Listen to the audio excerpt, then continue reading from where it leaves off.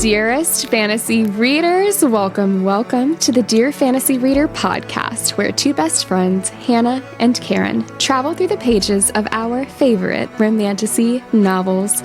Join us as we take flight into the world of the Empyrean series, diving deep into the chapters exploring characters, scenes, theories, foreshadowing, and more, taking what we've learned from the second book, Iron Flame, to reread and re-experience the first as we count down for the release of Onyx Storm. With that content warning and spoiler alert, we will be covering anything and everything Empyrean series to this date and any content Rebecca Yarros has given us. Also, due to the nature of these books, this podcast is rated R in content and in language. As Rebecca Yarros says, readers who may be sensitive to these elements, please take note and prepare to enter Basgiath War College. Starting right off with our summary report of chapters 20 through 21 from our personal scribe informant, Karen. Violet joins formation with her squad the morning after her attack. Xaden informs Dane that he will be receiving a new cadet named Liam Mari in his squad. Violet protests to her new bodyguard, but loses that battle. Dane notices the bruises on her neck and makes it about himself. Go figure. Xaden then takes the dais and announces that a first year was attacked in her room the previous night by 6 unbonded cadets who were let in by wing leader Amber Mavis, an accusation that could cost him his life if he could not prove it to be true. Dane immediately takes Amber's side, and after attempting to take her memory without permission, he orders Violet to give it to him. She refuses. Violet sees it's Xaden's word against Amber's and asks Taryn to share her memory. Taryn does so, and Amber is found guilty. Her sentence is to be carried out by fire, and Taryn incinerates her. We flash forward to the archives with Violet and Liam. Violet learns that after the Tirish Rebellion, both Liam and Xaden were fostered together, that both of his parents were executed, and that he had been separated from his little sister. He also tells her that not only were the children forced into conscription as punishment, their only option was the Riders' Quadrant. Later, Violet goes to Battle Brief, where they dissect an old battle instead of the crucial frontline information that she and Liam read in an unclassified scroll, and Liam lets slip that Xaden has warded her door so that only she and Xaden can enter. Time to join our riot as we take flight into all things discussion, analysis, foreshadowing, and theories. We are picking up right after Violet was brutally attacked in her sleep the night before at formation for the death roll. And this girl is over here thinking about how beautiful and lethal Xaden is. Can't say I blame her. All it took was him showing her in so many different ways that he won't just do whatever he needs to make sure she doesn't die because his life's at stake, but because he actually cares about her, for her to just completely start to fall. She's still in denial, but there is a clear shift, and I have been waiting for it for 20 chapters now. Yes, and I love that we are finally seeing the shift happen, because we have known that he didn't hate her or want to kill her, and Violet was like 10 steps behind. Oh, yeah. Well, Xaden has officially assigned Violet a bodyguard, moving Liam to Violet's squad. And again, props to him. He could have assigned Liam the day before, but didn't, likely because of Garrick's reasoning, letting her try to protect herself first. But after last night's attack, it makes sense. It had to be done. Agree. And I do think that Garrett kind of made Xaden rethink the bodyguard thing, but then the attack happened. And Rhiannon actually agrees that it's not the worst idea because this seems to be a trend of people wanting to attack her. We come to love Liam, so it really could have been a lot worse. So true. Violet does say he's overstepping here and that Liam is not sleeping in her room. Xaden says, of course not. I had him moved into the one next to yours. Wouldn't want to overstep. I love Xaden's sassiness. And this is one of those moments that I would hate if someone said to me in real life, but I eat it up in a book. Oh my gosh, agree. There's so much that I love in a book that would give me the major ick in the real world. For sure. But we're not here to talk about that, are we? On to our wing leader roast. As formation continues, the squad mates have some playfully trivial banter, but things get somber really quickly when Violet realizes that Xaden is walking up to the dais. And I want to go ahead and talk about the chapter 20 epigraph to put things into perspective here. Quote, accusing a wing leader of wrongdoing is the most dangerous of all accusations. If you're right, then we've failed as a quadrant to select the best wing leaders. If you're wrong, you're dead. My Time as a Cadet, a memoir by General Augustine Melgren. All right, I overlooked the fact that that was Melgren. And that his name is Augustine. I didn't know that either. That's an interesting name for him. So this epigraph shows that Xaden was risking his life by accusing another wing leader of helping the unbonded attack Violet. Even more, he didn't even ask Violet for proof. He just believed her and went straight to bat for her. And this is why Xaden is one of our favorites. He told Violet that the two of them are going to have to learn to trust each other, and he's proving that he trusts her. Also, he probably knew that this is something that Amber would do. Ooh. That's an interesting thought, but why did he not see her or any of the 6 unbonded's intentions to do this?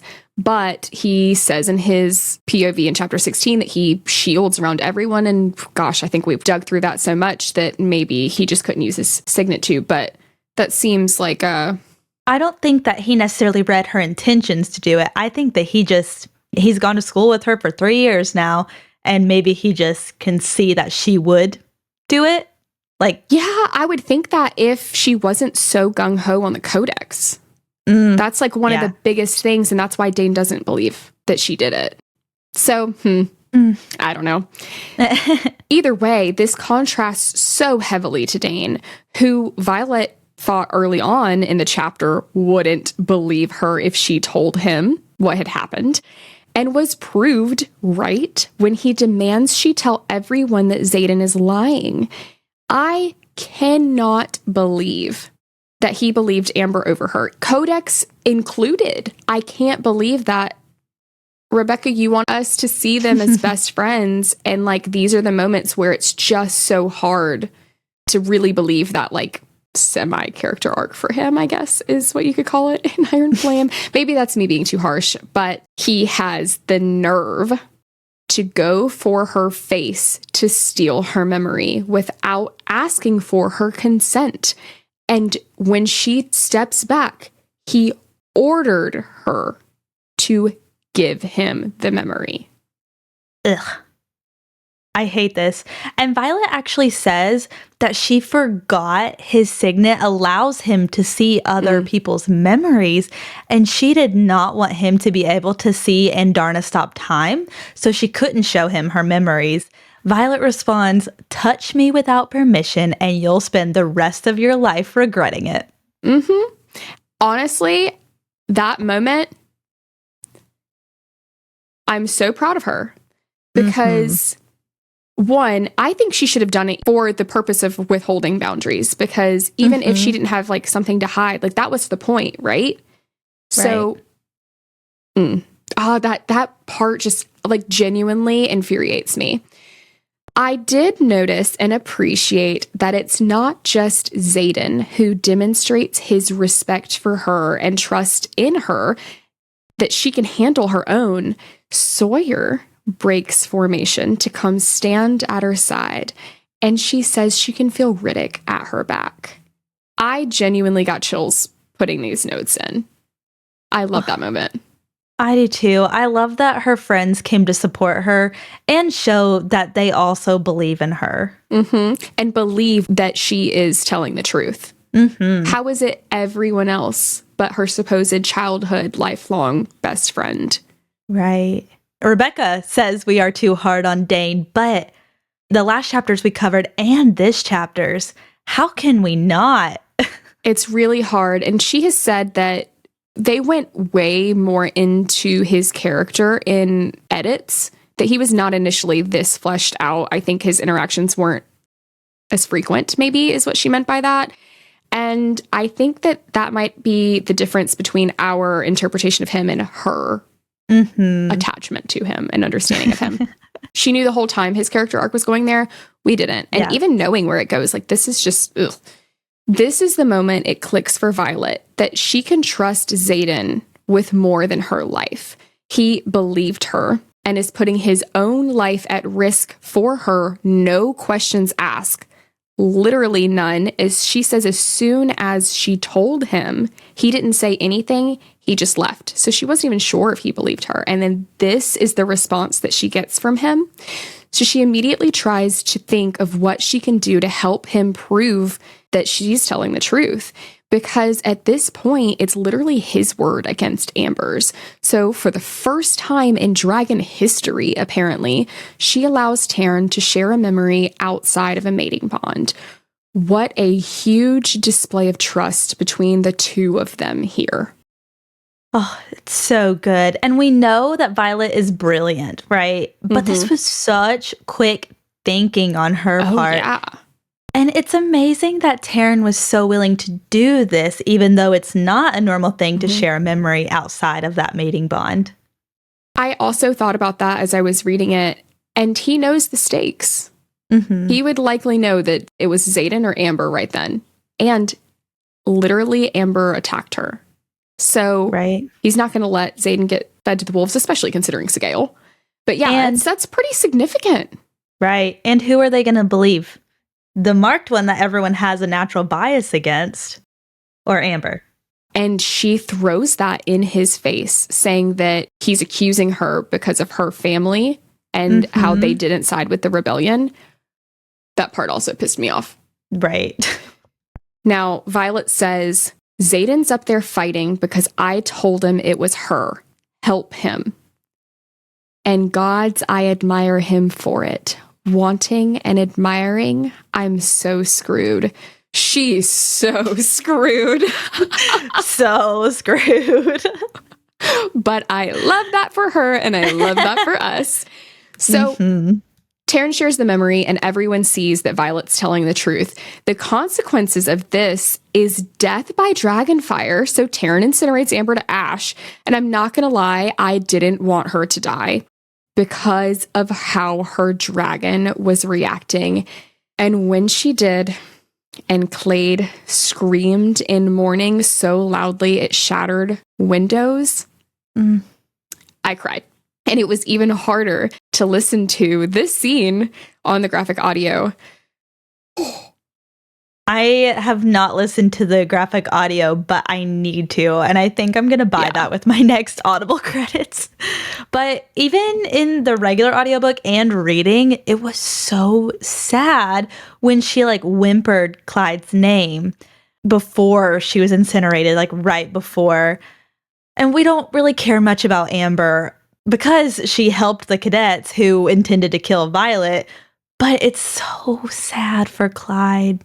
I don't care about Amber, but the idea of it hurting the dragon I don't do well with any of the dragon deaths, especially when it's attached to like a rider that we love. But this was so sad. And the graphic audio just in every scene makes you feel like you're there. But I'm going to warn you all that the Liam chapter of the graphic audio is brutal. Oh, gosh.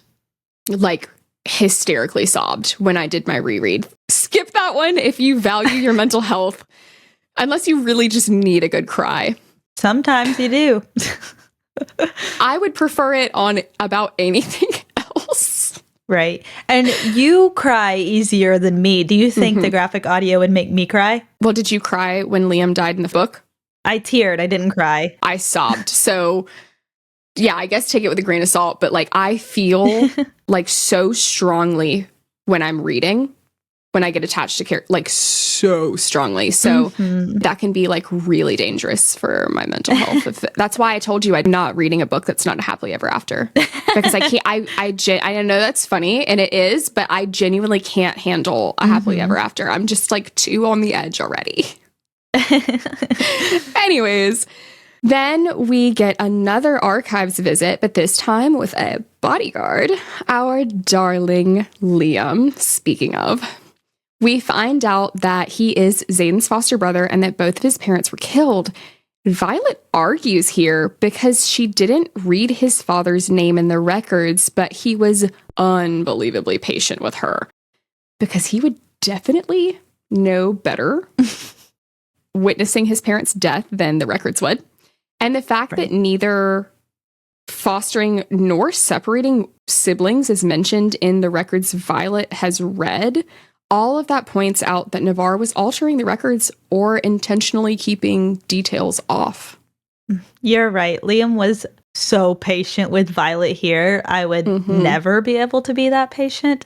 And I just love him so much. So good. This entire chapter, though, seems to be setting up how much information was incorrect or missing. Both trips to the archives, we have missing tomes, and now this information with Liam, and then the scroll that they read. All of it is setting up for this massive moment and heartbreaking moment of Violet being forced to deconstruct her understanding of her whole life so far is intended to be a scribe, her understanding of their history, the place that she resonates so deeply with, even with her dad, all of that. Then Liam says, Ryerson was right. You would have been wasted as a scribe. Are you kidding? Xaden said she would have been wasted as a scribe to his brother. Meanwhile, Dane still won't get it in his head that she's a writer and that she earned her spot as a writer. I'm going to ignore the Dane part because I need to hear more of Xaden's conversation with his friends and family. And I love that even when Violet is not around and he supposedly hated her, these were his opinions of her. And I don't understand how, like, Violet blows right by that. Girlie, it is loud and clear. Like, that is the highest of compliments, honestly. But shortly after this, we have a moment that almost made me sob. Violet asks Liam what he wanted to be when he grows up, and he says, alive. Rebecca, that's cruel. And him saying he will get to see his little sister again next year, this was so hard to reread. Devastating in the reread. Rebecca set us up when she said she knew when she wrote Liam. So as she's writing these lines, she knew when she wrote him what she was going to do with him. She says he was the perfect character and he had no room for character development because he was already perfect. But she loves to do these things where they're just like, okay, pour like acid on a wound. The other day in the London Q&A, she was asked, who deserves a happy ending? And of course, everyone's like, oh, is that going to be Xaden and Violet? Wink, wink. She says, Liam. And she goes, well, he did deserve it. Okay, Rebecca. Why? we're going to have some problems if you don't chill. All of this is so hard to reread, knowing what happens with Liam. But then Vi learns that all of the marked ones are forced to join the Riders Quadrant, specifically when they're conscripted. And she explains here that she didn't know because a lot of the treaty addendums were classified. So this could also explain how she didn't know about the relics. We questioned that through the first couple chapters. Specifically, as that was an addendum. I looked back at it. And in the same epigraph, chapter 7, the addendum under it is the one that says 3 or more cannot gather, which we know Violet did know about. So I'm not really sure here, but it's enough for us to be like, okay, she didn't know. It's interesting to learn what she did and didn't know about the marked ones, or what misinformation she was taught. And it does make sense that some of the information was classified as well. It's good to know, though. I was worried about that plot hole. Also, we've talked before about how Nolan has said that the marked ones were allowed to join the Riders Quadrant as opposed to being put to death because they thought none of the marked ones would survive. But also, Imogen told Liam that they didn't think a dragon would bond a marked one even if they did survive because they have unimpeachable honor. So their own assumptions about what dragons value were proved wrong here, but at the same time, they don't even see bonding a marked one as an honorable thing to do by the dragons, which is white prejudice. Yeah. And Imogen saying that they didn't think a dragon would bond a marked one stuck out to me so much on this reread because they didn't think that the marked ones would be worthy of bonding a dragon, but I think now we know that marked ones actually have more honor than a lot of the regular riders. You know, it goes back to Taryn saying, do tell me what I should value. They know so much more than we're led to believe at first. And on that, I do want to take a moment to say that I think Rebecca does a fantastic job showing prejudice with the marked ones and Violet's own journey of deconstruction of her own prejudice and bias against them that she was brainwashed into believing. It ties in so directly with Rebecca's theme and one of the major plot points of this story about the consequences of rewriting and manipulating history. It's honestly one of the things that I love most about this series, and I'm really intrigued to see how this unfolds throughout the next 3 books. Agree. I can't wait to see in Onyx Storm how the themes continue outside of Basgiath, especially with everything going on. And then the prejudice is adding a whole extra layer, which I think could be very interesting for the situations outside of the school, especially for people who have not been around the marked ones, like people that graduated way before Xaden. Oh, yeah. Well, and because Xaden is the first marked when we start to see a little bit of that in Iron Flame where he says he's being treated differently. And Violet's worried about what that will look like. Even Mira starts to treat them differently or like side eye, and she shuts it down really quickly. Violet does, which we see actually in Fourth Wing. So we get these hints that that's going to play a big role. And it already does play a big role in every moment in Basgiath. So importantly, the youngest marked one is 6 years old at this point. She wasn't even born yet and was sentenced to be a rider. I think that this was an in-your-face display of how there was innocence down the line with all of the rebellion children who are paying the price even beyond losing their parents for their parents' actions, which is even more sick and twisted now that we know that their parents themselves were doing it because Navarre was leaving everyone outside of the wards to die by the hands of the Venin. They weren't even in the wrong to begin with. And on that, Xaden is the oldest of the marked ones, so no wonder he has taken on the responsibility not just physically with the slashes on his back, but in training and keeping them alive.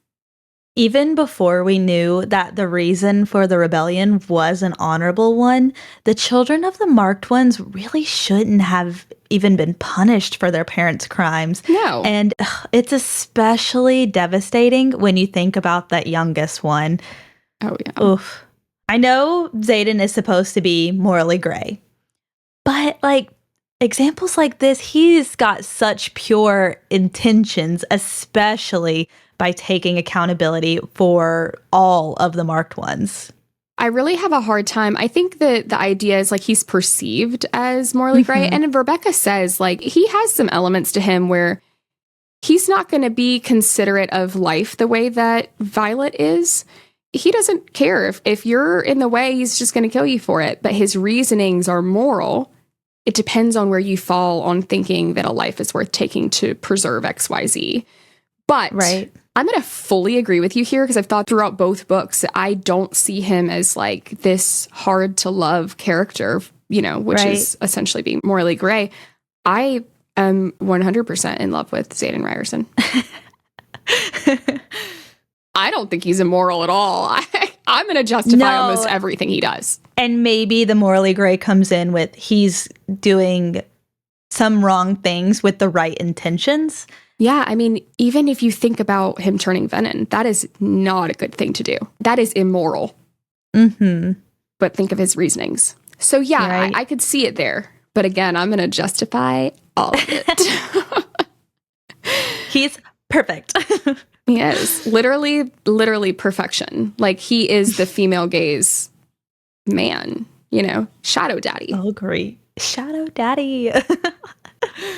Then we get this mysterious parchment that reads, "The conditions at Somerton are of particular concern. A village was ransacked and a supply convoy looted last night." So I'm going to try and break this down. What this tells us is going on. It is on the southern border, which is the border of Port Emil, and is another high-altitude attack. Violet says this is strange because they have a trade agreement, so why would Port Emil be looting a supply convoy and a community storage in nearby caves? We now know that this was the Griffin Flyers stealing alloy daggers to protect themselves and citizens from venom. If you recall, we got this info in Chapter 11 about the Treaty of Arif, which is the agreement between Navarre and Krovla for mutually shared airspace for both dragons and griffins over a narrow strip of the Esmond Mountains between Somerton and Drathis. I said, I don't know where this comes into play, but it's going to. That was setting up for this info because griffins would be allowed to fly through that strip to Somerton. Now, the importance of the scroll and it not being classified comes into play in Battle Brief, where Violet and Liam are confused because Markham never mentions Somerton. This was showing us that Markham himself was filtering the information that the writers were told, even information that was not classified. He was hiding this information. Oh my goodness. I love it when things come full circle, and I love that we finally understand now what the Treaty of Arif was setting up for. I mentioned this last episode, but it's so cool that writers feel their dragons' emotions, but feeling their needs is next level. I am going to be honest, this is the part I would hate about being a dragon rider. Yeah. I would not be able to handle just the thoughts, but the emotions and the needs is just a whole nother level. And I don't know if you do this, Hannah, but I can already, like, as a human, as me, I can already feel other people's very strong emotions. Like, if I'm around someone who is super anxious, it gives me the worst stomach ache, like stuff like that. So I cannot imagine the intense emotions and needs that a dragon would have. I didn't know that you got like physical reactions to it. I also do somewhat experience being like hyper empathetic. I can just start to feel what other people are feeling. Like I said, even reading a book, I take on those emotions hardcore and like am super immersed it started with Indarna and her anxiety before, and then it goes into his hunger. And luckily, Violet is super skilled at shielding. Mm-hmm. And I'm just going to tell myself I would be too. But yeah, I wouldn't appreciate that very much. Do you think your ADHD would get in the way of shielding? Yeah, probably. That's where I think I would have an issue. I would forget. Well, I think you'd be reminded really quickly. Oh, yeah. So I think it would actually probably help my ADHD to be able to learn to shield. Then we get this banter between the whole squad, but particularly Liam and Violet in Battle Brief, which has to be one of my favorite scenes in the whole book. I love how everyone's personalities shine through, and we get to see the humorous side of Liam. Ree saying Violet is crabby because she's sexually frustrated, and Liam offering to review candidates for her. Then Riddick saying his entire life has led up to this conversation about dick jokes. Like, the whole thing was so well written and so entertaining. Agree. It feels like the friends you make in college or your first job outside of high school.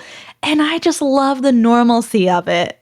Yeah, these are 20, 21, and 22-year-old kids. Like, right. In a war college, learning about battles for war that they're going to fight on dragons and eventually against Venom.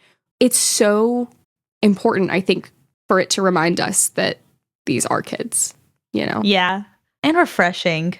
Yeah, it's refreshing to add into the fact that we're constantly surrounded by death in this book. Like, that's the overarching shadow, if you will, over the whole book. And so, yeah, you have to have these moments, and I just love them. But then Liam lets it slip that Xaden warded her room, so only she can enter, and Xaden can enter. And she doesn't know how to feel about that. And I don't like controlling men, but in love is how she should feel about that. In love, she needs the protection, and he's protecting her. I do not think it's that controlling, because he later tells her that she can bring in whoever she would like to. It is more for protection, which you said. Is it hypocritical of me to be okay with Xaden doing stuff like this, but not Dane doing everything else in the name of protecting Violet? Maybe. What does he do? Like, he goes to Markham, but it's not helping protect her in the Riders Quadrant. Like, he doesn't do it. He's literally never training her. So I'm not a hypocrite. You're not. And I didn't see that part as the controlling part so much as that he didn't ask her if he could ward her room first and explain it to her. And that's something I've been critical of Dane for. Yeah. So that's where I'm like, all right, Xaden, you could have asked. But at this point, like, you don't really have the time to waste. And how much is she really interacting with him? And she's also not speaking to him. I think that is like one of the most important caveats to this whole conversation is, when is he going to approach her about it? So right. He's just trying to protect her first. Exactly. And then she drops her quill and he picks it up with his shadows from across the room to hand it to her. This would have taken me out. That's it. That's my favorite moment. He's not even looking at her. He's in conversation with Garrick, but he is. He is looking at her. His attention is on her. Love it. And I feel like a broken record here, but this scene in the Xaden POV fanfic by Belle_BB is incredible because he uses his shadows to hear parts of that conversation with the squad that she's having, and it is quite funny to read that he is getting this information. Oh, I have got to read this fanfic when I have more time. You absolutely do. It's so good. And I know that they're working on an Iron Flame version. So Fourth Wing was written without the context of Iron Flame, so Xaden's signet and stuff like that. But Iron Flame will be written with it. So it's super cool, especially for someone like me who like cannot wait to see how creative people get with how powers work. Okay. We had a bit of a history lesson last episode, but we get even more context in these chapters. So instead of discussing Somerton and the front lines, Markham said that they are going to cover the Battle of Guillenfar, which was pivotal to the unification of Navarre over 600 years ago. When Professor de Vera asks what made the battle unique, someone says that, quote, the stronghold was not only set for a siege, but was equipped with the first crossbolt, which proved lethal against dragonkind. And that it was one of the final battles where griffins and dragons actually worked alongside each other to annihilate the army of the barons. Okay, let's break this down. Okay. Because that is, you pass over it on a first, second reread. This one, oh my gosh. Okay, rabbit hole. First, the barons are where the Venin are from. We learn in Iron Flame chapter 45 epigraph that it was only in the last 50 years that poor Emil learned that the Venin were no longer solely coming from the barons, but had begun to take recruits. So this makes me think that this army that they were talking about annihilating were the Venin. We spoke last episode about how the dragons were in the barons, but when General Daramore decimated it, dragonkind moved to the western lands, which would become Navarre. Okay, what scares me here is this line about how their stronghold was equipped with the first crossbolt that is lethal against dragonkind. I forgot all about this. And guys, I am so sorry to say this. This is going to come into play, and it will kill dragons.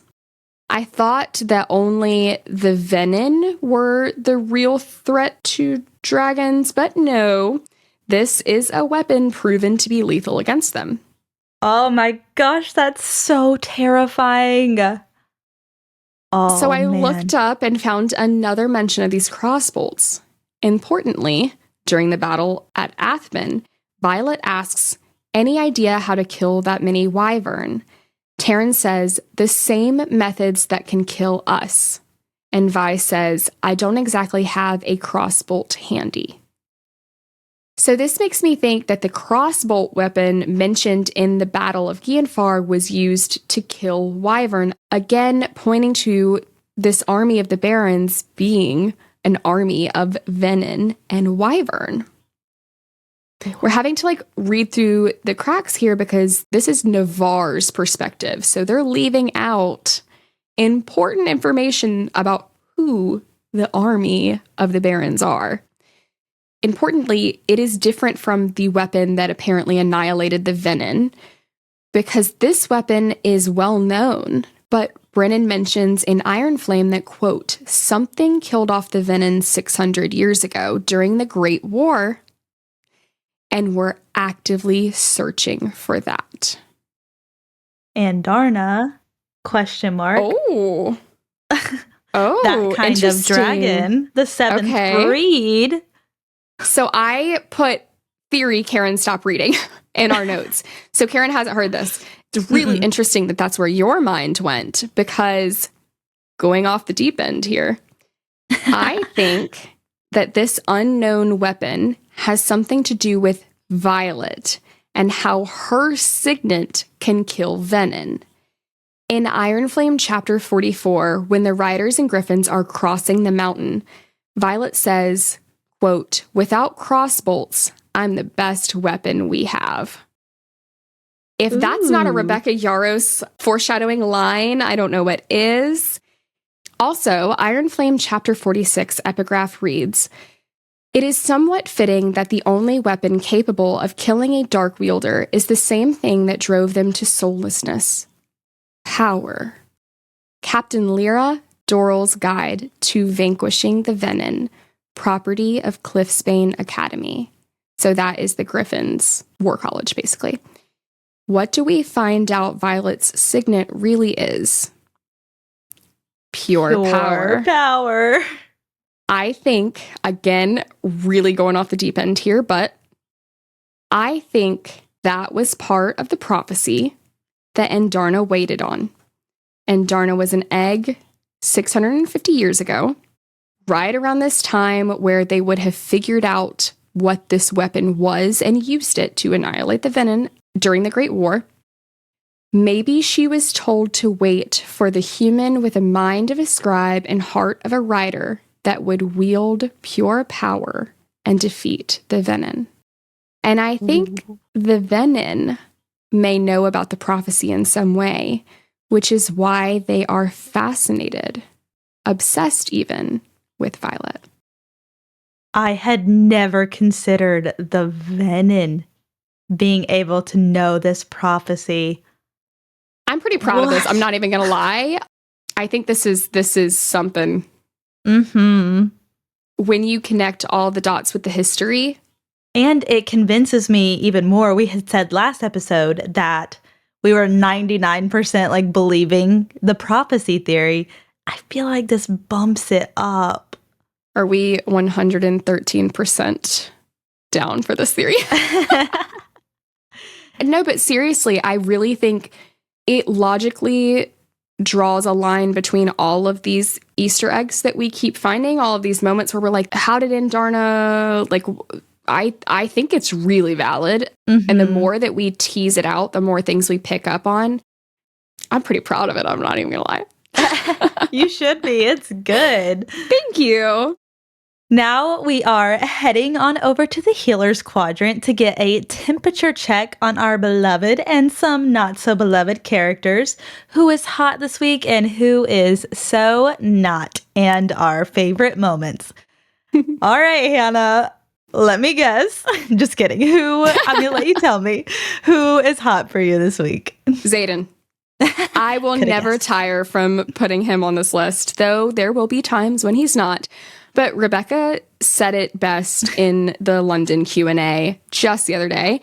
There would be no book, no series, no story without Xaden. That is not a direct quote, but that's summary of what she says. And exactly. It really wouldn't. And these set of chapters just are so scrumptious. Like, they're absolutely delicious to read. And I was going to say Liam, but I see you also have him, so take it away. Right. I do have to say Liam because he is just such a lovable character. He's kind to Violet and is good company, even though he could have had a bad attitude and been mad or annoyed that he has to babysit Violet. Mm-hmm. He is the perfect character. And Rebecca said she wrote him that way. He was purely good. All right. So who was not hot for you? Fuck Dane. I forgot that he didn't just reach for her face without consent, that he followed up with that and ordered her to give him her memories, and then continuously expressed that he did not believe her in front of everyone. And I just can't. I'm over him. I really am.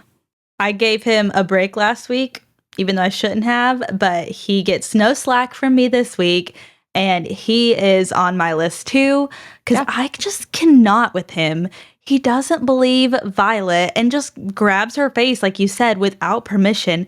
And then he says wing leaders are beyond reproach, but then is calling Xaden a liar. I'm sorry, not sorry to Dane, because I don't like you. I don't either. Look at us being completely in sync for on our knots. Well, yeah, hots and knots this week. Yeah. All right. Favorite moments. I've already spilled beans on mine. Guys, the quill. When Xaden uses his shadows to pick up her quill that had fallen and then hands it to her, that is one of those female gaze romance moments that are just too good. They're too good. And the fact that he also used his powers to do it, absolute perfection. It's kind of like the fantasy version of giving the lady your handkerchief, my lady. Oh, yeah. Or is it the Darcy hand motion? Yes. Yeah. It's one of the hand clench. It's one of those. Just eat it up. And you have my next one. Well, my favorite moment was when Violet was joking around with Riddick, Rhiannon, and Sawyer about their sexual escapades, and Violet says, "It feels good to tease a friend over something so trivial."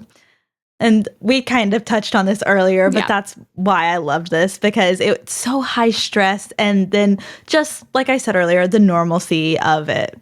Well, and also it's so similar to the conversation in Battle Brief, and I really hope that we get more scenes like this in the coming books, especially to balance out like how much we know that's not great that's coming, that we get to see between that chosen family. Right. I will not be okay if Rebecca takes one of our chosen family members. I will not I know either. it's bound to happen, but I'm not prepared. Okay, I can't even think about that. So tell me what your favorite quote was. Liam, after Violet flips Xaden off, says, "Now he's glaring. Tell me, is it fun pissing off the most powerful rider in the Quadrant?" And Violet says, "You could try it yourself and find out."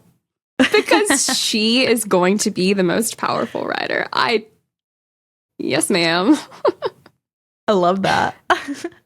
I didn't put it together that she is going to be the most powerful. She's referring to herself. I think she's referring to herself. You could try it yourself and find out. Yeah. Mine was when Taryn says, "They show the appropriate level of deference." He's like, yeah, people better treat you like a queen or else. I also highlighted this one as a favorite. I think each one of ours lined up again this week. He may be sassy, but he is rarely wrong. So true. I need that like on a shirt. Sassy, but rarely wrong. So normally we would jump over to our overarching questions asking when Dane and Xaden used their signets on Violet, but Dane did not. Violet did not let that happen, and we only got one moment in Battle Brief, page 257, where she feels the scalp prickle, but we already talked about that, and she just chooses not to look at him. And then flips him off. And it flips him off, which is the best part. You guys, that wraps up chapters 20 and 21. Thank you so much for listening. And don't forget to join us next week where we will deep dive into chapters 22 through 27. And if you are looking for ways to support us so we can continue making high quality content, please give us a follow on socials, leave us a review, and share to all your Fourth Wing friends. As always, we encourage you to email us all of your thoughts, theories, and suggestions. Drop them below if you're watching on YouTube, or join us over on Discord. Until next week, dearest fantasy readers, prepare yourselves to shield out your dragons as we continue our journey through the Empyrean series.